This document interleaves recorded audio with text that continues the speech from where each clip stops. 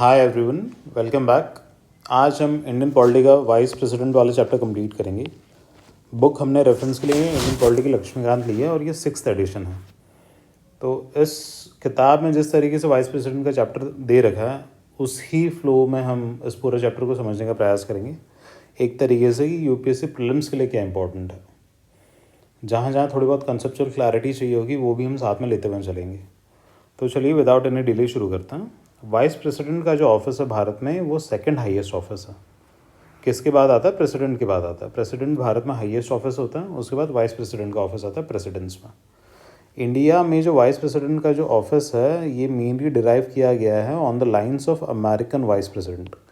जिस तरीके से अमेरिका में जो वाइस प्रेसिडेंट होता है, दोनों में कुछ सटल डिफरेंसेस है, वो आगे हम इस चैप्टर में देखेंगे।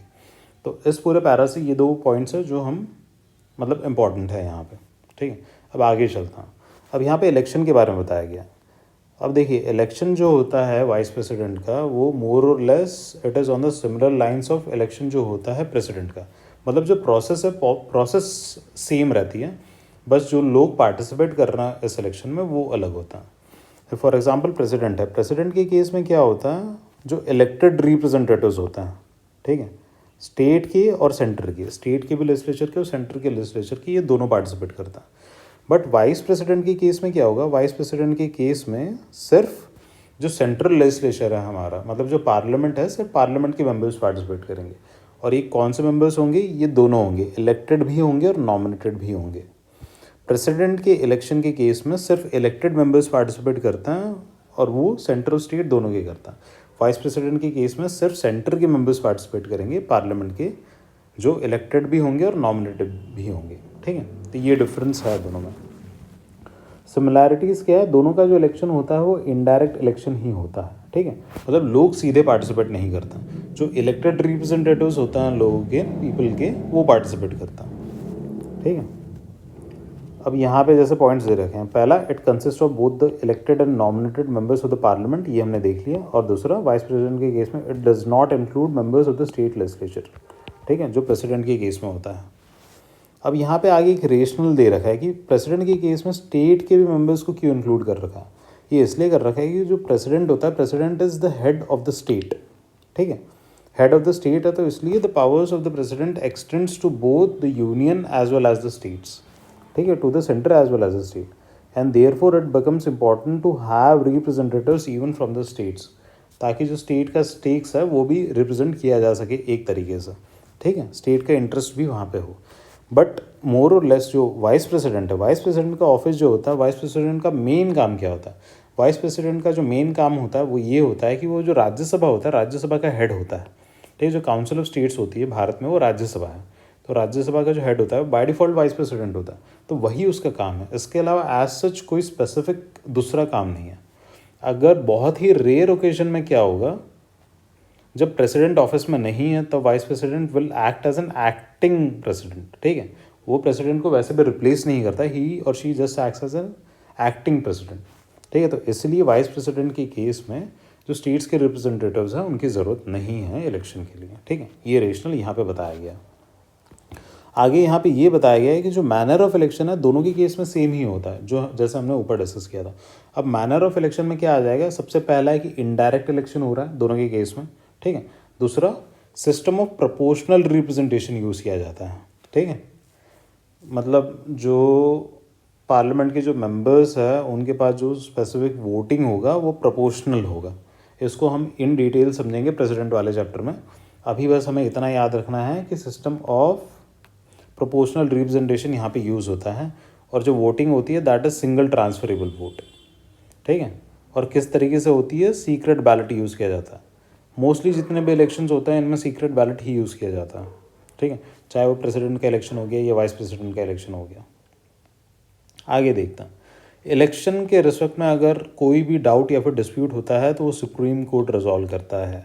ये सिमिलैरिटी है प्रेसिडेंट के केस में भी। प्रेसिडेंट के भी केस में अगर इलेक्शंस में अगर कोई भी डिस्प्यूट आता है तो वो डिस्प्यूट सुप्रीम कोर्ट में जाता है और सुप्रीम कोर्ट ही फिर फाइनल जो जजमेंट है वो देती है। ठीक है, किसी भी वाइस प्रेसिडेंट का अगर इलेक्शन हुआ है तो उस इलेक्शन को नल एंड वॉइड नहीं डिक्लेयर किया जा सकता इस केस में कि अगर जो इलेक्टोरल कॉलेज है, मतलब जितने लोग इलेक्शन में पार्टिसिपेट कर रहे थे, ठीक है। फॉर एग्जांपल जैसे पार्लियामेंट ले लो, तो टोटल मेंबरशिप सपोज कर लो 545 है एट प्रेजेंट, ठीक है, लोकसभा की।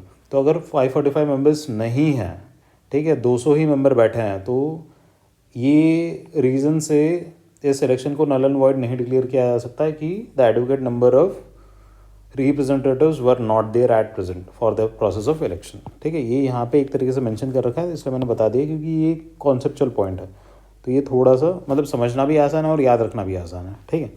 यहाँ तक हमने देख लिया डिस्प्यूट्स कौन रिजॉल्व करेगा, सुप्रीम कोर्ट करेगा, ठीक है। प्रोसेस क्या है, प्रोसेस सिमिलर है इलेक्शन की, it is similar to the election of the president, ठीक है। डिफरेंस क्या है, डिफरेंस यहाँ पे ये है, यहाँ पे सिर्फ पार्लियामेंट के मेंबर्स पार्टिसिपेट करते हैं, ठीक है। पार्लियामेंट के मेंबर्स कौन से मेंबर्स पार्टिसिपेट करेंगे, इलेक्टेड भी करेंगे और नॉमिनेटेड भी करेंगे, ठीक है। प्रेसिडेंट के केस में सिर्फ इलेक्टेड मेंबर्स पार्टिसिपेट करते हैं, वो भी स्टेट और सेंटर दोनों के। आगे देखते हैं आगे क्या दे देगा, क्वालिफिकेशंस, ओथ्स एंड कंडीशंस। अब इसमें क्या इंपॉर्टेंट हो जाता है, देखिए जो क्वालिफिकेशन है ना, इन जनरल ये सिमिलर होती हैं, मोस्टली जो इलेक्टेड मेंबर्स हैं, थोड़ा बहुत डिफरेंस होता है, जैसे फॉर एग्जांपल एज का डिफरेंस हो जाता है। तो ये जनरल पॉइंट्स है, ये हमें याद रखना है। सबसे पहला सिटीजन ऑफ इंडिया होना चाहिए, ठीक है, प्रेसिडेंट भी भारत का सिटीजन ही होना चाहिए। और एज जो है मिनिमम एज 35 साल होना चाहिए, तो प्रेसिडेंट के केस में भी जो एज है 35 साल होनी चाहिए, ठीक है। और आगे क्या है, इसमें एक पॉइंट दे रखा है, he should be qualified for election as a member of Rajya Sabha. क्यों, क्योंकि जो vice president he also acts as a by default chairman of Rajya Sabha, ठीक है। तो इसलिए बोल रखा है कि ऐसा कोई इंसान जो who is also qualified for the election as a member of Rajya Sabha, ये एक तरीके से एलिजिबिलिटी क्राइटेरिया है वाइस प्रेसिडेंट का। तो ये याद रखना भी आसान है, क्योंकि by default he is the head of the Rajya Sabha, ठीक है। आगे, he should not hold any office of profit, ठीक है। ये क्लॉज भी आपको हर जगह दिखेगा। अगर कोई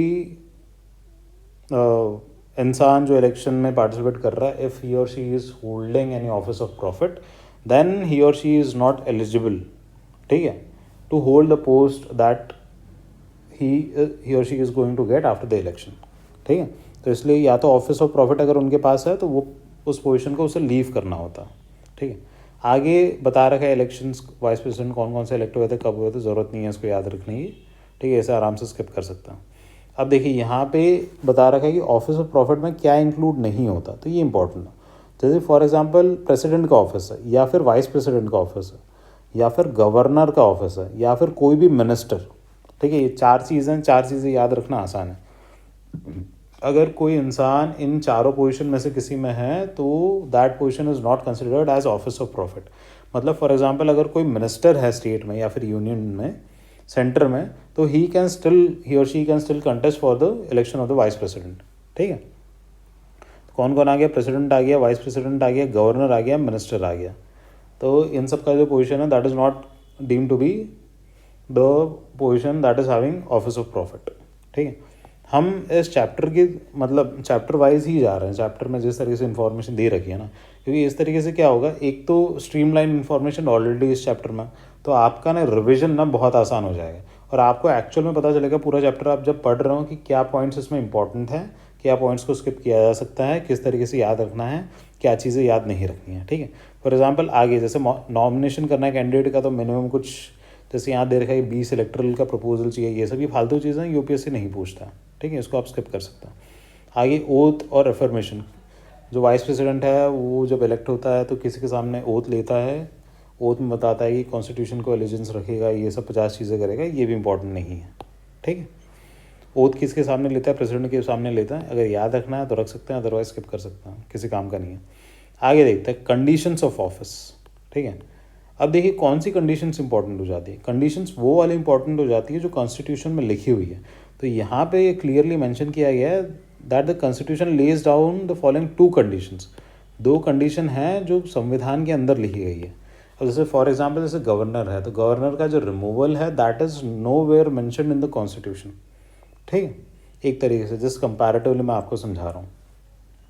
तो यहाँ पे क्या है, वाइस प्रेसिडेंट के केस में कॉन्स्टिट्यूशन में लिखा गया है, तो इसलिए हमें याद रखने की ज़रूरत है ये, ठीक है। अब ये क्या है कि ही चलो ही करके रेफर कर रखा है हर जगह, तो ही यूज़ करेंगे।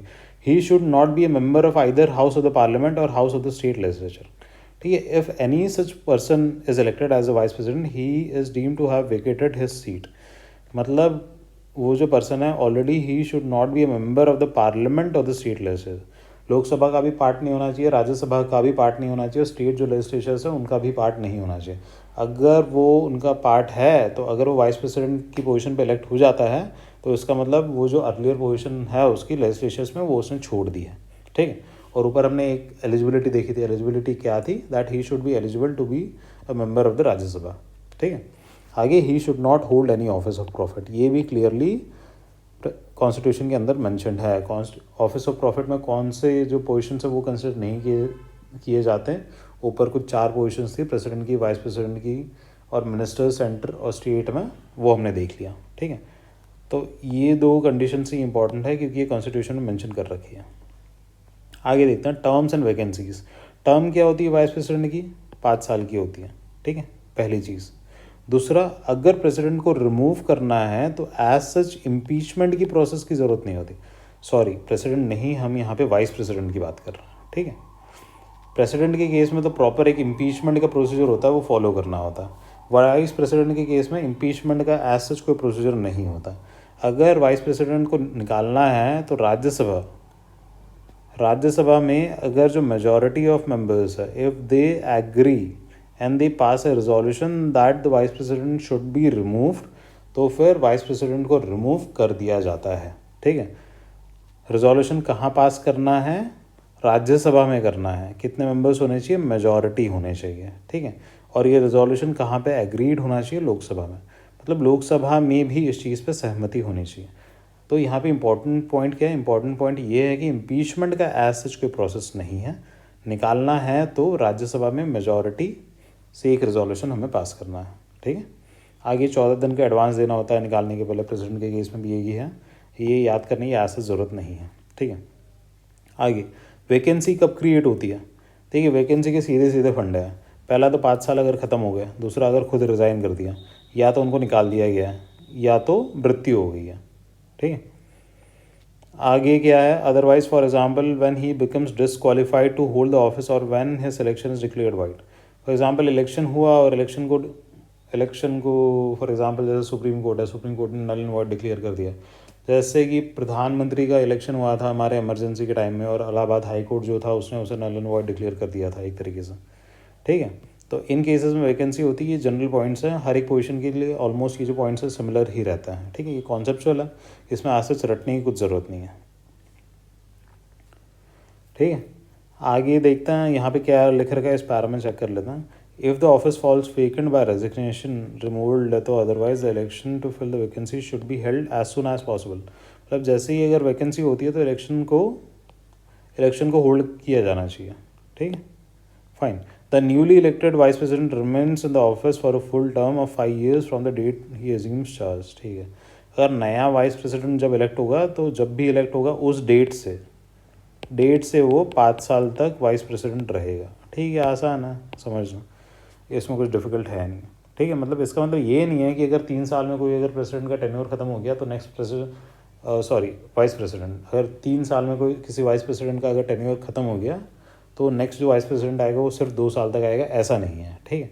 3 साल बाद वो आएगा तो नेक्स्ट 5 years तक आएगा, ठीक है। आगे देख लेते हैं पावर्स एंड फंक्शंस क्या है। पहला, वो राज्यसभा का चेयरमैन होगा, बाय डिफ़ॉल्ट चेयरमैन होता है, ठीक है। दूसरा, अगर प्रेसिडेंट की पोजीशन अगर वैकेंट हो जाती है, ठीक है, तो vice president can act as acting president, ठीक है। एक्टिंग प्रेसिडेंट एक्ट करता है। कब तक करता है? जब तक जो नया प्रेसिडेंट है वो इलेक्ट नहीं हो जाता। और नया प्रेसिडेंट कब इलेक्ट होता है? नया प्रेसिडेंट एट मोस्ट 6 महीने के अंदर इलेक्ट हो जाने चाहिए, from the time when the position becomes vacant, ठीक है। तो तब तक ये एक्टिंग प्रेसिडेंट एक्ट करता है, वाइस प्रेसिडेंट एक्टिंग प्रेसिडेंट करता है, तो ये प्रेसिडेंट की जो पोजीशन है उसे रिप्लेस नहीं करता है, ठीक है।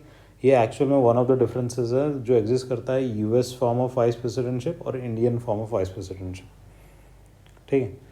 आगे दे रखा है जब भी प्रेसिडेंट का काम करते हैं तो जो राज्यसभा का जो चेयरमैन का काम है वो नहीं करता है। याद रखने की ज़रूरत नहीं है, जैसे यहाँ पे मेंशन कर रखा है मैंने बता दिया, लॉजिकल है, वैसा कोई दिक्कत नहीं है याद रखना में। यहाँ पे कुछ एमॉल्वमेंट्स वगैरह के बारे में दे रखा है, उनकी सैलरी वगैरह, ये भी याद करने की ज़रूरत नहीं है, इसे छोड़ सकता हूँ, ठीक है। ये अलाउंस के बारे में दे रखा है, ये भी ज़रूरत नहीं याद रखनी। अब देखिए Indian and American vice president का कंपैरिजन, जो हमने ऊपर पॉइंट डिस्कस किया था वही यहाँ पे लिखा हुआ है, एक बार पढ़ लेता हैं, ठीक है, यहाँ से पढ़ता हूँ। द इंडियन वाइस प्रेसिडेंट, नहीं ऊपर से ही पढ़ लेता हूँ। Though the office of Indian vice president is modelled on the lines of the American vice president, similar lines पे देयर इज अ डिफरेंस, एक डिफरेंस एग्जिस्ट करता है। डिफरेंस क्या है? The American vice president succeeds to the presidency when it falls vacant and remains the president for the unexpired term of his predecessor, ठीक है। मतलब अगर प्रेसिडेंट का जो ऑफिस है वो अगर वेकेंट हो गया, ठीक है, अमेरिका में, तो क्या होगा, जो वाइस प्रेसिडेंट है वो प्रेसिडेंट बन जाएगा और वो तब तक ऑफिस में रहेगा जब तक वो जो प्रेसिडेंट का टेन्योर चलने वाला था, ठीक है। बट इंडिया के केस में this does not happen. If the office falls vacant then the vice president merely acts as an acting president until the new president assumes charge. नया प्रेसिडेंट कब चार्ज एज्यूम करेगा? 6 महीने के अंदर नए election होंगे और एक नया प्रेसिडेंट अपॉइंट कर दिया जाएगा, ठीक है। आगे क्या है? From the above it is clear that the constitution has not assigned any significant function to the vice president in that capacity, hence some scholars call him superfluous highness, किसी काम का नहीं है ये, ठीक है। तो प्रेसिडेंट वाइस प्रेसिडेंट का जो चैप्टर था एज सच इसका पूरा क्रक्स इतना ही है और इतने ही पॉइंट्स इंपॉर्टेंट है। अगर यूपीएससी में अगर कोई प्रश्न आता है तो इतने पॉइंट से सॉल्व हो जाएगा। यहाँ पे कुछ आर्टिकल्स दे रखे हैं, एज सच इनको देखने की ज़रूरत नहीं है, बट अगर आपके पास समय है तो देख सकते हैं, और अगर इनमें से कोई आर्टिकल अगर करंट अफेयर्स में रहता है तो देखा जा सकता है, otherwise these are least important. तो एक बार शॉर्टली देख लेते हैं कि हमने इस पूरे चैप्टर में देखा क्या। वाइस प्रेसिडेंट का हमारा चैप्टर शुरू हुआ, प्रेसिडेंट्स हमने देखा कि सेकंड रहता है इन पोजीशन, प्रेसिडेंट पहला रहता है। फिर इलेक्शन का प्रोसेस देखा, कैसे वो इलेक्शन का प्रोसेस जो प्रेसिडेंट के इलेक्शन की प्रोसेस है उससे सिमिलर भी है, बट जो पार्टिसिपेंट्स है वो डिफरेंट है, ये हमने यहाँ पे देख लिया। आगे अब हम गए तो डिस्प्यूट्स वगैरह अगर होती है तो सुप्रीम कोर्ट में रिजॉल्व होती है, प्रेसिडेंट के केस में भी सेम ही होती है, ये हमने देख लिया, ठीक है। आगे हम आए फिर क्वालिफिकेशंस के बारे में। क्वालिफिकेशन इन जनरल सेम होती है, ये हमने चेक कर लिया। 35 साल की उम्र है, इंडिया की सिटीजनशिप होनी चाहिए, और यहाँ पे क्या राज्यसभा के भी चेयरमैन होने चाहिए, मतलब एलिजिबल होने चाहिए to become member of Rajya Sabha. Chairman तो नहीं, चेयरमैन तो बाय डिफ़ॉल्ट ही हो जाता है। और एक ऑफिस ऑफ प्रॉफिट का फंडा होता है, ये भी मिलता है हमें हमेशा देखने के लिए कि ऑफिस ऑफ प्रॉफिट नहीं होना चाहिए। फिर आगे हमने देखा कि कौन सी जो पोजीशन है वो ऑफिस ऑफ प्रॉफिट में नहीं आती है, ये 4 पोजीशंस थी, ये हमने देख लिया, ठीक है। आगे ओथ एंड अफर्मेशन, ये एसेज करने की ज़रूरत नहीं है। कंडीशंस ऑफ ऑफिस, कॉन्स्टिट्यूशन में जो 2 कंडीशन दी गई है वो हमने देख लिया कि वो किसी भी सेंटर या फिर स्टेट में कोई भी जो हाउस है, लेजिस्लेचर है, उनका मेंबर नहीं होना चाहिए और ऑफिस ऑफ प्रॉफिट नहीं होना चाहिए। आगे हम आते हैं फिर टर्म्स देखी हमने ऑफिस की, 5 साल तक रहता है, ठीक है। रिमूव किए जा सकते हैं, इम्पीचमेंट की ऐसे ज़रूरत नहीं होती है, ठीक है। राज्यसभा में मेजॉरिटी से रिजोल्यूशन पास करना होता है, ठीक है। वैकेंसी ऑफिस की किन केसेस में होती है, ये लॉजिकल पॉइंट्स है, ये हमने देख लिया, ठीक है। अगर टेन्योर ख़त्म हो गया, रिज़ाइन कर दिया, रिमूव हो गई या फिर मृत्यु हो गई, ये सब। नेक्स्ट जो फिर वाइस प्रेसिडेंट जो इलेक्ट होंगे वो कब तक काम करेंगे? नेक्स्ट 5 ईयर्स तक काम करेंगे, ये पॉइंट भी हो गया हमारा। पावर्स ऑफ फंक्शंस में हमने देखा कि एक तो चेयरमैन नहीं, एक तो राज्यसभा के एक्स ऑफिशियल चेयरमैन होता है ये, और आगे अगर प्रेसिडेंट की अगर पोजीशन अगर वेकेंट हो जाती है तो एज एन एक्टिंग प्रेसिडेंट ये काम करता। आगे इंडियन और अमेरिकन वाइस प्रेसिडेंटशिप में क्या डिफरेंस है, ये हमने देख लिया कि अमेरिका में अगर प्रेसिडेंट की पोजीशन अगर if it is vacant then the vice president assumes the charge of the president and he continues to be the president for the rest of the period, but that is not the case in India. In India, the vice president will act as only as an acting president unless or until the new president assumes charge, ठीक है। तो ये difference था। तो इतना ही है इस chapter में जो समझना है। आई होप ये चैप्टर मोर और लेस क्लियर होगा। इसके बाद आपको सिर्फ प्रश्न लगाने की ज़रूरत है, और कॉन्सेप्चुअली हमने जितना समझा है उसे एक बार रिवाइज करने की ज़रूरत है। ये चैप्टर आप पढ़ लीजिएगा, अब शायद इस चैप्टर को समझना और याद रखना, सबसे इम्पोर्टेंट याद रखना बहुत ज़्यादा आसान होगा आपके लिए। तो चलिए इस सेशन को एंड करते हैं, मिलते हैं आपसे नेक्स्ट सेशन में।